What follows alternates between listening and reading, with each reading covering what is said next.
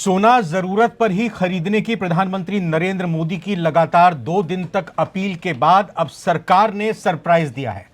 तमाम देशवासियों को सरप्राइज दिया है। कुछ लोग इसको शॉक और झटका भी मान रहे हैं। दरअसल सोने और चांदी के लिए इंपोर्ट ड्यूटी यानी जो विदेशों से मंगाया जाता है उस पर इंपोर्ट ड्यूटी 6% से बढ़ाकर 15% कर दी, यानी सीधा 9% का इजाफा। अब इसका असर क्या पड़ने वाला है ग्राहकों पर, सोना चांदी की जो खरीदारी आगे आने वाले दिनों में करना चाह रहे थे, और दूसरी बात सर्राफा कारोबार पर इसका क्या असर पड़ेगा। बात करेंगे आज इन्हीं तमाम मसलों पर। हमारे साथ खास मेहमान जुड़ चुके हैं, हम उनका सीधा आपसे परिचय कराते हैं। विमल गोयल जी हमारे साथ जुड़ चुके हैं। सर नमस्कार, बहुत बहुत स्वागत। आप Delhi bullions and jewellers association के अध्यक्ष हैं। और शिशिर चौरसिया जी हमारे navbhartimes.com के बिजनेस एडिटर, आप भी जुड़ चुके हैं। सबसे पहले सर विमल साहब बताएं कि इस फैसले का मतलब क्या हुआ और कैसे देख रहे हैं आप लोग इस फैसले को। देखिए, इस फैसले का मतलब एक ही है कि ड्यूटी बढ़ने से बाजार में दोनों धातुओं के दाम बढ़ चुके हैं। और हम लोग बहुत अच्छे नजरिए से तो नहीं देख रहे, क्योंकि दाम भी बढ़ रहा है, थोड़ा सा मार्केट वैसे ही स्लो था। और दूसरा, जब ड्यूटी ज्यादा बढ़ जाती है तो फिर और उल्टे सीधे तरीकों से सामान आता है कि जो हम लोग पसंद नहीं करते, फिर वो बाजार में मतलब काम खराब ही होता है।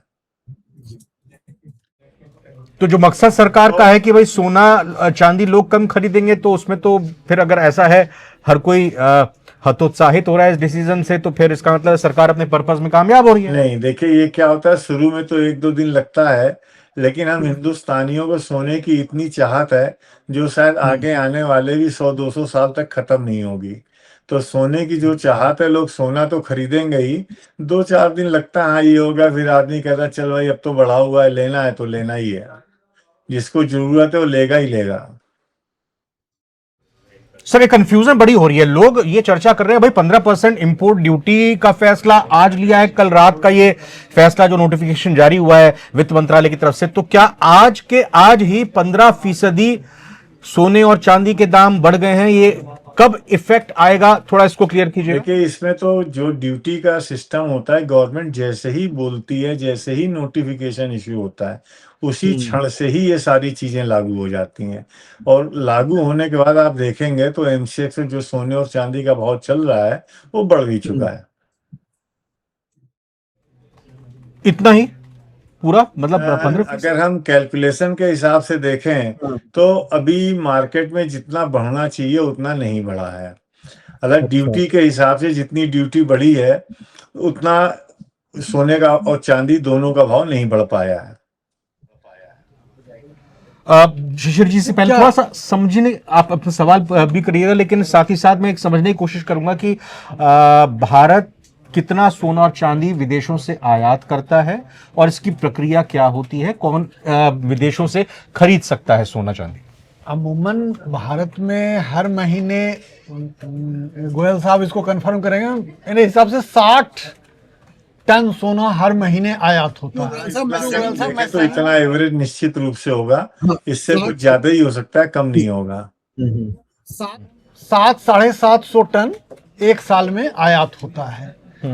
सरकार ने सोने के आयात को बड़ा अच्छा मतलब चैनलाइज कर दिया है। रिजर्व बैंक लाइसेंस देती है हर साल कुछ बैंकों को, 10-12 बैंक होते हैं उस सूची में, और वही बैंक इंपोर्ट करते हैं सोना विदेशों से। ठीक है। और उन बैंकों से गोयल साहब जैसे कारोबारी सोने की ईंट खरीदते हैं और उससे जेवरात बनवाते हैं।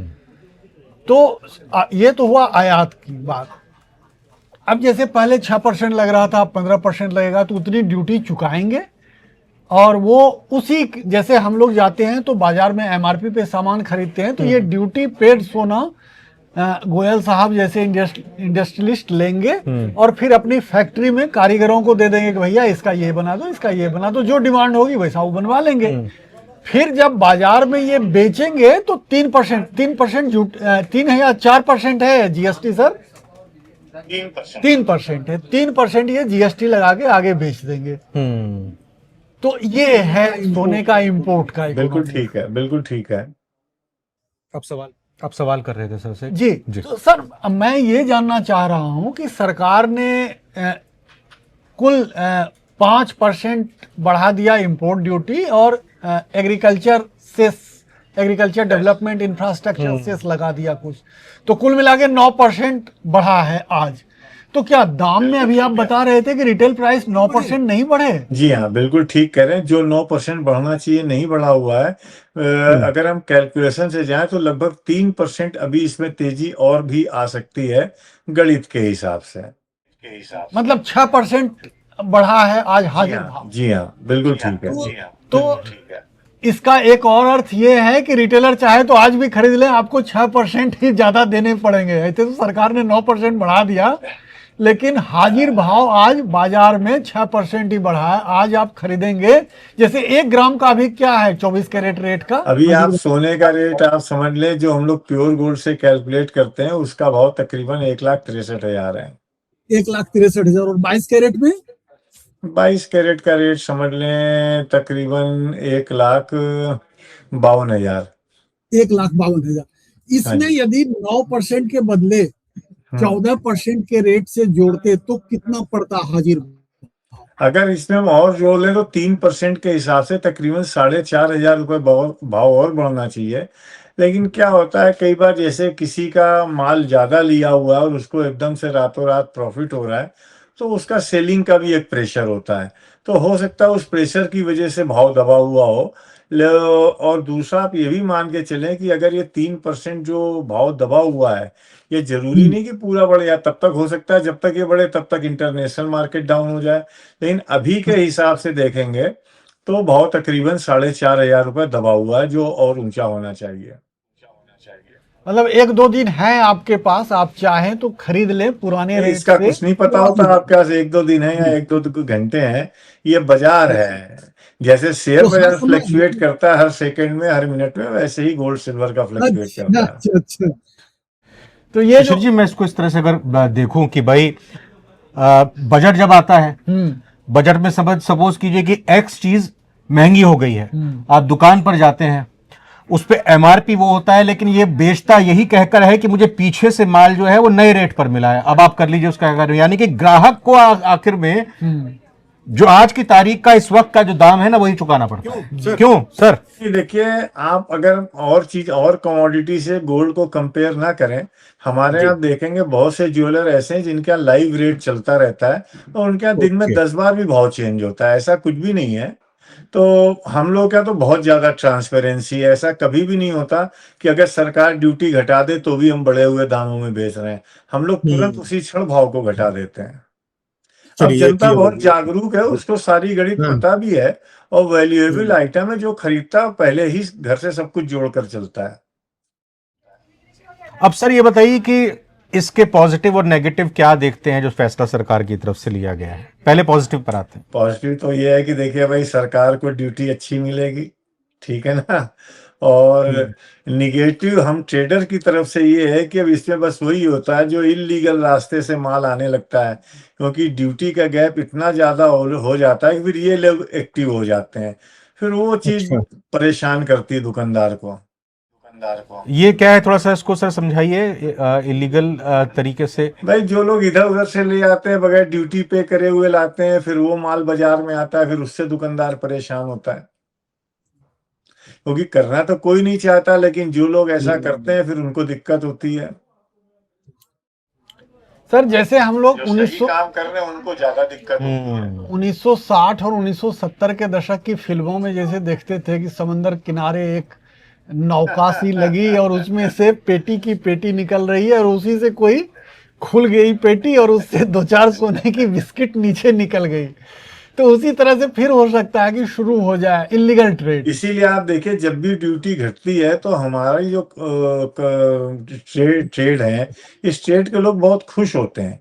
इसलिए नहीं कि हमें कोई इससे फायदा, हमें बस सिर्फ फायदा ये है कि एक साफ सुथरा ट्रेड चलता है, गलत लोग उसमें नहीं होते हैं, और जनता को भी माल सस्ता मिलता है, तो थोड़ा सेल में ही फर्क आता है। अब ये जो भाव एकदम से बढ़ा है, पहले ही बाजार में मंदा था, अब इस बड़े भाव का इम्पैक्ट हो रहेगा बाजार में थोड़ा। हमारे एक सहयोगी सर जो आज सोने चांदी की सुबह से खबरें बना रहे थे, वो हमें बता रहे थे कि पहले जो है कम, मतलब इसमें प्रीमियम या मार्जिन कह लीजिए वो कम था। अब जो है हर 1 किलो पर 23 लाख का मुनाफा, यदि कोई इलीगल रूट से सोना लाता है या स्मगल करके लाता है तो 1 किलो पर 23 लाख उसको बचते हैं सिर्फ टैक्स के रूप में। क्यों सर? इसलिए नहीं, हम लोग कह रहे हैं कि अब ये लोग एक्टिव हो जाएंगे जो बाजार को गंदा करते हैं। हम लोग बिल्कुल भी नहीं चाहते कि ऐसी कोई चीज हो, और रूट से ही माल है वो ज्यादा ठीक होता है। साफ सुथरा काम करो, चैन की नींद सो। क्योंकि पुरानी व्यवस्था जो 6% की व्यवस्था थी उसमें 10 ग्राम सोने की कीमत यदि 1,64,000 है तो पुरानी व्यवस्था में उसको 9,285 रुपए की ड्यूटी चुकानी पड़ती थी। नई व्यवस्था जो 15% की हो गई उसमें 23,212 रुपए की ड्यूटी चुकानी होगी। मतलब कि बड़ा गैप हो गया। जी, तो पुरानी व्यवस्था में 10 ग्राम पे उसको 9,000 रुपए बच रहे थे, अब वो बढ़ के 23,000 रुपए बच रहे हैं। कोई सर 10 ग्राम तो लाएगा नहीं, यदि 1 किलो भी लाया तो वो उसकी बचत 23 लाख रुपए की हो गई। नहीं, अब ऐसा तो नहीं कि उसको 23 लाख कोई सारे ही बच जाते होंगे, उसके पीछे भी कोई खर्चा वर्चा कुछ होता होगा। बट हाँ, एक चीज तो ही है कि अब वो रास्ते ज्यादा खुल जाएंगे क्योंकि उनके लिए मार्जिन काफी बढ़ गया। मार्जिन बढ़ गया। विमल सर, एक चीज ये बताएं ग्राहक के पॉइंट ऑफ व्यू से। वैसे तो मोदी जी ने कह ही दिया है कि भाई कम से कम आप खरीदें, जरूरत पड़ने पर ही सोना खरीदें। अब ये इंपोर्ट ड्यूटी भी पूरी तरह से 9% तक बढ़ गई है, दाम जाहिर तौर पर आगे बढ़ेंगे। एक ग्राहक को क्या करना चाहिए, क्या स्ट्रेटेजी रहनी चाहिए सर उसकी खरीदार के तौर पर, और क्या इन्वेस्टमेंट करना सही रहेगा अब आगे आने वाले समय में? बिल्कुल इन्वेस्टमेंट करना सही रहेगा। मैंने आपके चैनल पे पहले भी कई बार कहा है कि इसको हमें एसआईपी की तरह लेना चाहिए। अब आप देखिए भाव, एक बार अभी 1-1.5 महीने पहले 1,35,000 का भाव आ गया था। अब जिसने एसआईपी करी होगी उसको उस भाव में भी माल मिल गया। तो वैसे ही है, भाव से घबराना नहीं चाहिए। भाव अल्टीमेटली तेज ही है, सोना चांदी घटेगा नहीं। मतलब सोना सदा के लिए सोना ही रहेगा, भले ही ड्यूटी थोड़ी सी बढ़ जाए या थोड़ी सी घट जाए। एक चीज ये भी करें, ड्यूटी एक अलग फैक्टर है, लेकिन वैसे आप देखें तो चीज तेजी ही रहती है हमेशा। कोई भी चीज देखें, अभी जैसे आपने ही पिछले चैनल पे कहा था कि पिछले 10 साल का आप रिकॉर्ड देखें, अगर हम 2025 छोड़ दें तो 10-11% की रिटर्न आती, जो कि किसी भी इन्वेस्टमेंट में जल्दी नहीं आती। 2025 में तो बेतहाशा तेजी आई, इसलिए रिटर्न और भी अच्छी हो गई। तो आगे आने वाले समय में भी सोना और चांदी तेज ही है, और कस्टमर को एसआईपी की तरह ही जो लेगा इसको वही फायदे में रहेगा। क्या ऐसा घटने पे घबराना नहीं है बिल्कुल भी। ऐसा लग रहा है कि अब सोने की जगह लोग हो सकता है चांदी ज्यादा खरीदें? मतलब अगर अमूमन इस तरह के जब हालात बनते हैं तो लोगों के सेंटिमेंट्स क्या होते हैं कि क्योंकि अभी यहाँ पीछे चर्चा भी हो रही थी कि भाई चांदी के दाम देख लीजिएगा फिर से एकदम बम्पर बढ़ने वाले हैं। देखिए, मैं आपको एक चीज बताऊं, जो हम लोगों ने मार्केट में रीड किया कि चांदी जो क्लास बाय करता है ना, उसके लिए 2.5 लाख 3 लाख रुपए का भी भाव बहुत ऊंचा है। तो उस क्लास के लिए बहुत दिक्कत है। और अगर आप देखेंगे, चांदी वालों से बात करेंगे तो चांदी की सेल जब से तेजी आई है बहुत डाउन हो गई है। भाई जो सोने वाला बायर था वो तो भाई 20 ग्राम की आइटम नहीं लेगा, 18 ग्राम की ले लेगा, 17 की ले लेगा, 15 की ले लेगा। बट चांदी वाले के लिए एकदम से बहुत महंगा हो गया। 80-90 हजार रुपए किलो वाली चांदी 2.5 लाख 3 लाख रुपए किलो हो जाना बहुत ज्यादा तेजी है।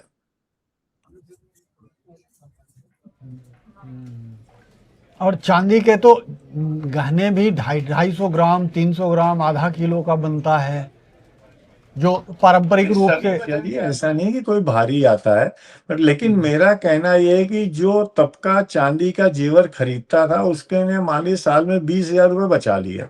अब 20,000 रुपए का कोई चांदी का आइटम ले लेता था, अब 20,000 रुपए में चांदी में कुछ आते ही नहीं। आप देखिए, पैर में पहनने वाली बिछिया भी 1,000-2,000 में नहीं आती भाई। हाँ, सही बोले सर। तो जो चांदी का बायर था, वो जो क्लास था, उसके लिए दिक्कतें ज्यादा है।